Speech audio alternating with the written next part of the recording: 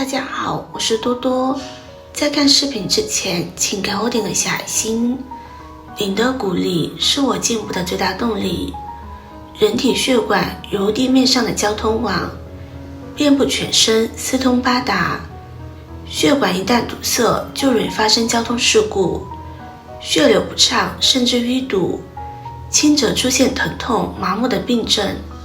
之后各组织器官的正常功能可能会受损，加速衰老，严重时可能导致心梗、脑梗等致命性疾病。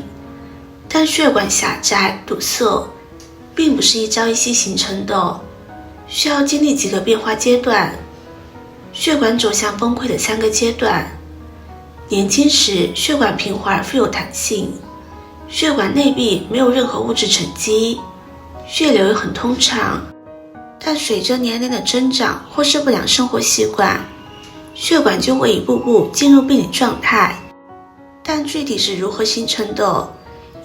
直至条纹形成期，胆固醇开始在动脉内壁下沉积，呈现数毫米大小的黄色支点，或是长度达数厘米的黄色脂肪条纹，而病变的发生部位也仅局限于动脉内膜。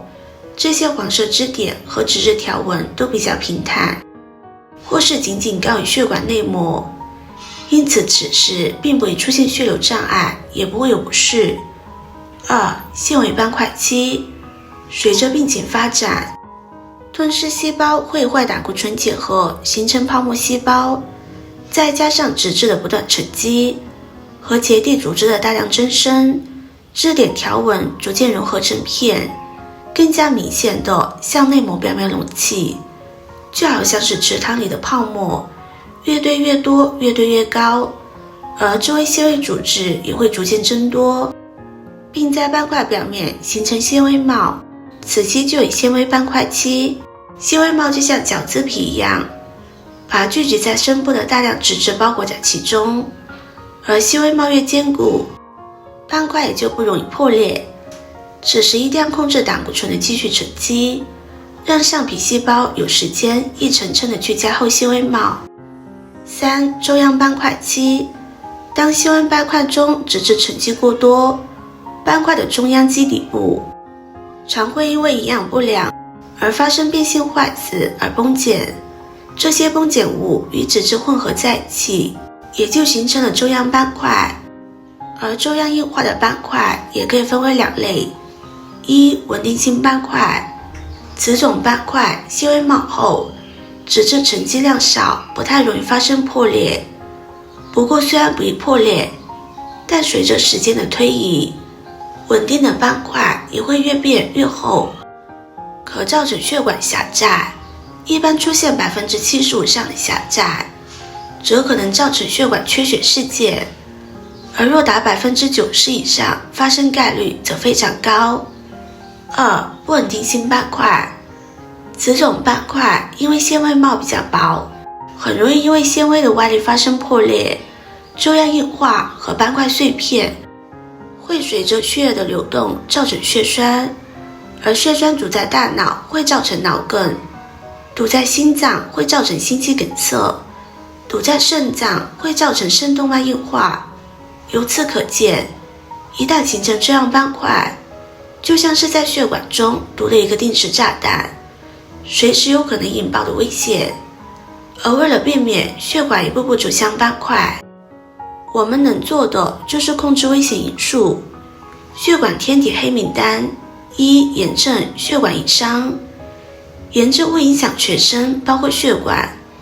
越来越多的研究证明，炎症反应程度决定这斑块的稳定性及心血管事件的发生率。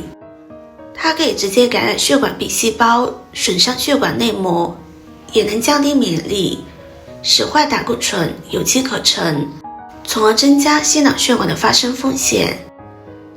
吃不对，血管易堵。长期高脂食物会增加血液中的脂肪及胆固醇的含量，使血液粘稠度升高。高氧会造成水钠巨皱，增大血管的压力，会损伤血管内膜。而长期坚持的高血糖环境也会破坏血管内皮细胞，加速动脉粥样硬化斑块的形成。果蔬吃太少，维生素、矿物质和贴胺植物化合物摄入不足，也不利于血管健康。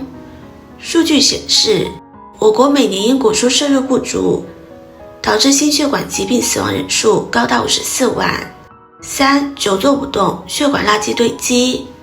人只要动起来了，就会加快血循环，而久坐不动会减少身体对氧气的吸入、输送和使用，不利于血液的循环和人体代谢。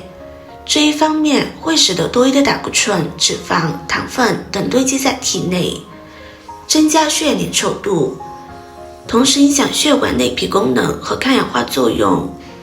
另一方面，人体产生的代谢物质也不能加速排出体外，会加速血管硬化和血管递增后，使得血管管腔变小，能通过的血流有限，更容易发生脑梗、心梗疾病。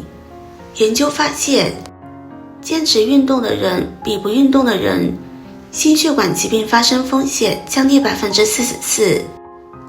4. 吞云吐雾，血管易硬。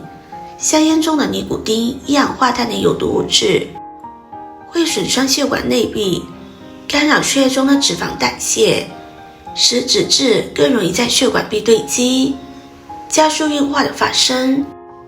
即使是电子烟也会危害健康，还要注意，吸烟不仅是自己的事，还会伤害身边的人。5. 昼夜颠倒，睡到受阻。长期熬夜或者睡眠不规律，生物钟就会紊乱，进而机体会过多的分泌肾上腺素和去甲肾上腺素，这类激素可引起血管壁收缩、血压升高、心肌血流动力负荷增大。另外，熬夜容易导致体内白细胞增多，血管壁发生严重的几率上升，以至于出现粥样硬化和动脉瘤的风险增加。6. 坏心情，加速血管老化。